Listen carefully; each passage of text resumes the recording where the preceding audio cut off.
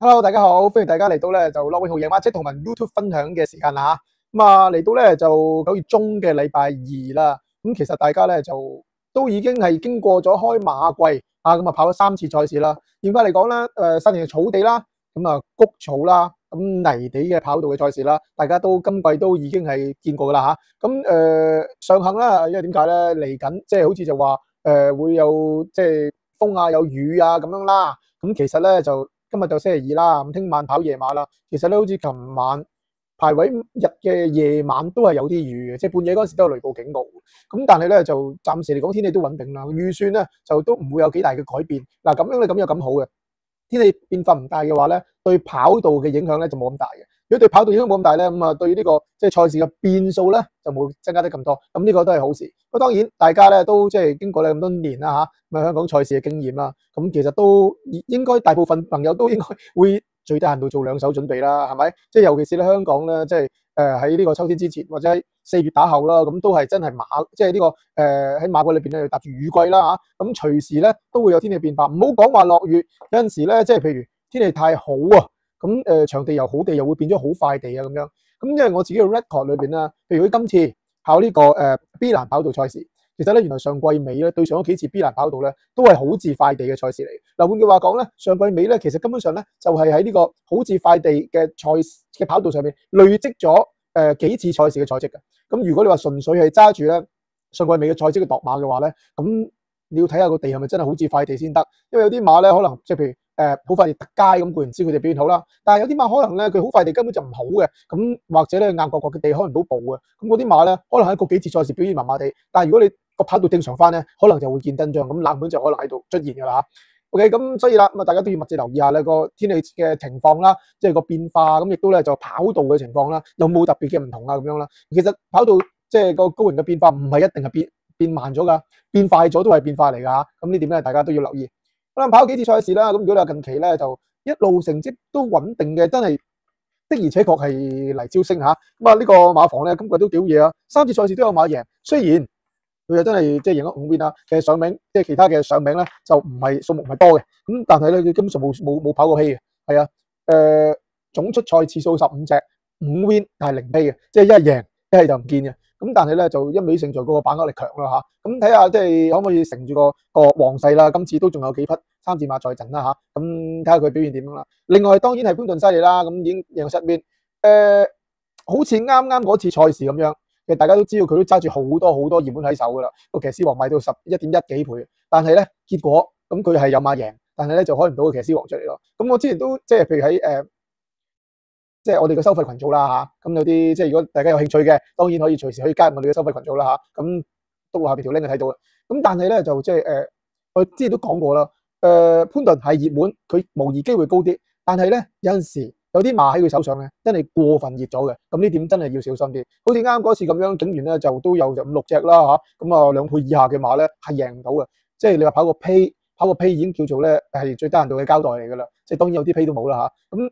但係你跑個批，其實嗰最邊都輸得好慘，咁所以咧都如果你話捧潘頓場嘅話咧，都要留意有啲馬佢咪真係值得咁熱先。其實我就會認為咧有陣時潘頓嘅馬咧，佢熱起嚟有20零30蚊 OK 嘅，但係咧如果你話一嚟到落飛開飛就已經10幾蚊嗰啲馬咧，就真係要小心啲，你睇清楚佢咪真係咁值呢個價錢嚇，咁呢點係要小心嘅。咁除此之外咧，如果你話即係啱啱表現好嘅，當然係巴道啦嚇，贏咗3年亦都做埋騎師王。今季嘅巴道表現算好啊，3次賽事有2次有馬贏，其實咧都唔係話我哋即係上季嚇見到嘅巴道咁樣。咁但係咧今次咧就點樣咧？佢亦都係有好幾匹馬喺手啦。咁我都會覺得近期呢啲咧表現好嘅騎師咧係可以咧就即係留意下。咁當然有啲騎師咧係一路即係到依家為止都令你稍為失望嘅，譬如好似田泰安啦，咁或者係奧爾文啊呢啲係未開齋啦嚇。其實有個咧就香港未開齋嘅就係周俊樂，但係其實大家都知啦，開鑼嗰日佢根本就喺韓國已經係其實2匹香港代表一邊一 Q 㗎啦。咁不過海外嘅賽果就唔加落去，即係喺本地嘅賽季裏邊嘅成績嘅，所以咧帳面上面都未開齋。但係咧周俊樂嘅狀態啊、手風啊各方面咧，我諗都唔係好成問題嘅嚇。咁所以咧亦都可以留意啦。咁呢幾位仁兄嚇。好啦，講翻今次嘅賽事啦。頭先講咗啦，天氣嘅各方面，其實咧形勢方面咧，跑 B 欄跑道咧係會複雜少少嘅，因為 B 欄跑道咧，就算喺外檔冚都得。咁你可以話試睇個步速做人啦嚇，甚至乎有啲場合咧，你要預咗佢即係譬如步速易過快或者易過慢，你預咗有冷門㗎啦，都冇辦法啦。即係如果你真係要買即係 Jack Bias 揾熱門嘅，即係有呢個即係跑道形勢之利嘅，咁再下嗰2個禮拜啦嚇，跑啲再窄啲嘅跑道啦，先至去諗啦。A、B 欄咧通常都係會即係平均啲嘅。好啦，咁講講今次咧我哋嘅兩匹心水馬先啦。咁嗱，首先咧就今次都係我嘅選擇咧，就即係場次比較先啲啊。我比較中意第2場啊，快手搞掂佢啊。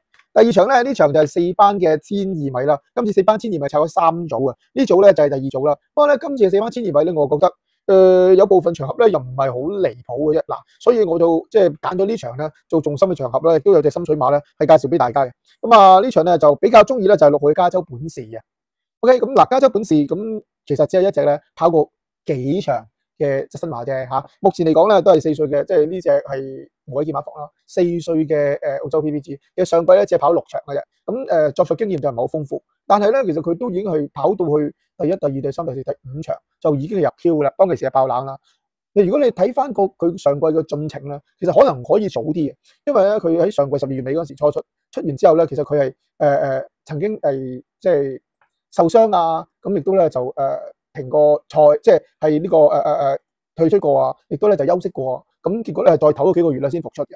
咁即係話佢其實復出之後咧，到第4場咧就已經係上名噶啦。當其時3歲，要留意呢隻咧，畢竟都係即係當其時3歲啦，澳洲嘅短途馬啦，咁父母兩線都係正宗短途快馬啦。咁嗱，佢咧跑第2嗰場咧就喺田島千二嘅。不過有2點咧令到我咧幾中意今次，就算佢谷草復出咧，我都會係跟進嘅。首先呢個馬其實上季頭先都講咗啦，佢其實好早即係12月尾已經係出嘅啦。但係咧嗰場當然嗰場係唔算係好有表現啦，嗰場係跑得曳啲嘅。但係佢跟住受傷完之後幾個月3個月之後再復出咧，其實嗰場喺1400米復出咧，嗰場跑得唔曳嘅。即係話呢隻馬咧，其實佢可能未必復出係唔得嘅喎，即係新鮮感之下佢可能得嘅。OK， 咁好啦，跟住就跑落去啦，就即係減下啲分啊、熱下身啊，咁結果咧喺呢個田草呢個1200米嗰度咧就即係爆冷腳啦嚇。好啦，咁啊跟住咧佢爆完冷腳咧，其實嗰場咧都由4月13號之後跑完唞到7月1號先復出㗎，嗰場都唞2個幾月㗎。嗱換句話講咧，佢如果你以3個月嚟做呢個界限嘅話咧，咁可能佢上季都只係得1個 first up 啫。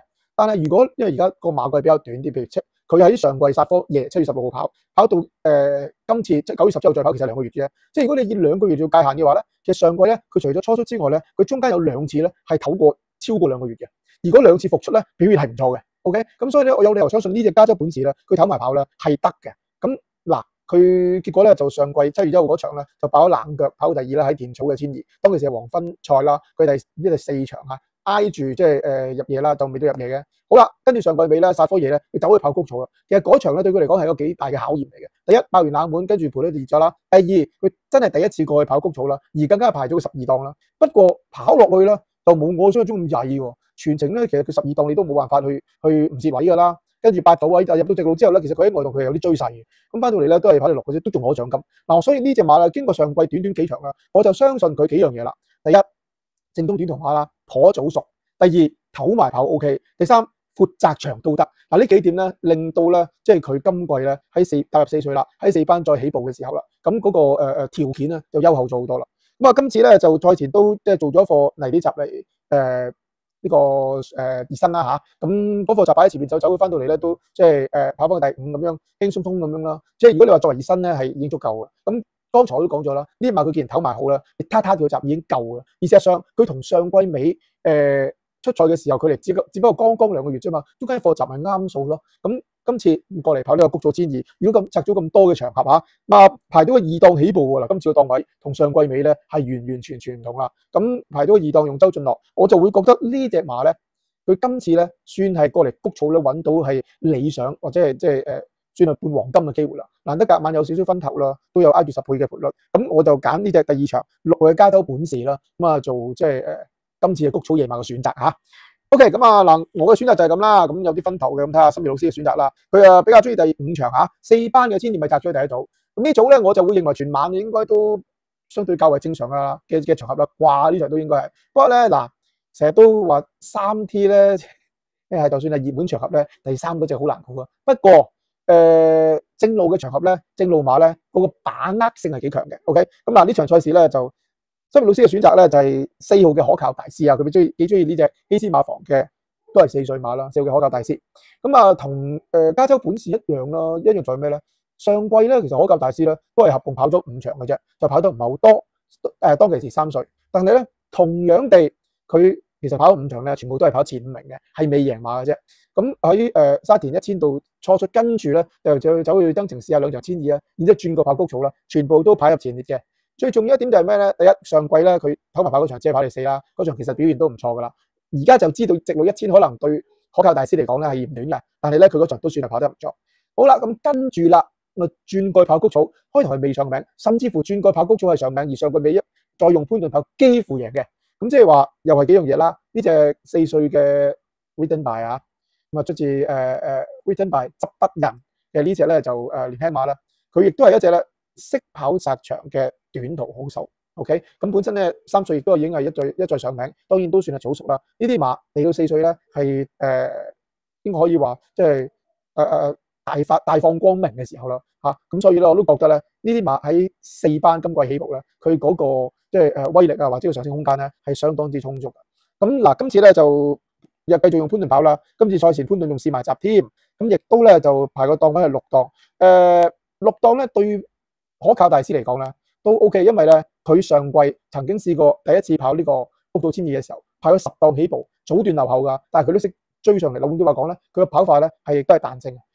我中意即係譬如好似頭先我中意嘅加州本事咁，同埋森美老師中意呢隻可靠大師咁，佢哋都係亦都係一個共通點，就係佢哋嘅跑法比較彈性啲啊。嗱，呢類嘅跑法咧，第一當然佢能夠可以喺即係相約嘅路程用唔同嘅跑法去上名或者係跑得好嘅話，第一咁佢當然係即係仲好有 potential 啦。